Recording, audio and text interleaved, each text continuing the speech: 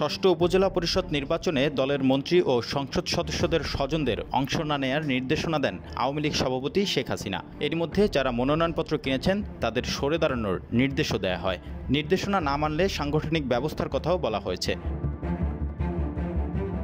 বুধবার রাজধানীর ধানমন্ডিতে সভাপতির রাজনৈতিক কার্যালয়ে সংবাদ সম্মেলনে আওয়ামী লীগের সাধারণ সম্পাদক ওবায়দুল কাদের বলেন, উপজেলা নির্বাচনে মন্ত্রী এমপিদের স্বজনদের প্রার্থিতা প্রত্যাহারের ব্যাপারে দলের পক্ষ থেকে যে ঘোষণা আছে তা অমান্য করলে সময়মতো ব্যবস্থা নেওয়া হবে। এ বিষয়ে ওবায়দুল কাদের আরও বলেন, নির্বাচনের আগের দিন পর্যন্ত প্রার্থিতা প্রত্যাহারের সুযোগ রয়েছে, তাই নির্বাচন কমিশনের আনুষ্ঠানিক প্রত্যাহারের সময়সীমা ছাড়াও নিজেই প্রার্থিতা প্রত্যাহার করা সম্ভব, তাই শেষ দিন পর্যন্ত অপেক্ষা করবে দল।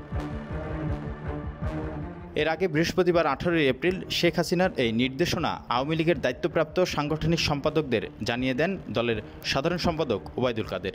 সে অনুযায়ী নিজ নিজ বিভাগের মন্ত্রী ও এমপিদের বিষয়টি অবগত করেন দায়িত্বপ্রাপ্তরা।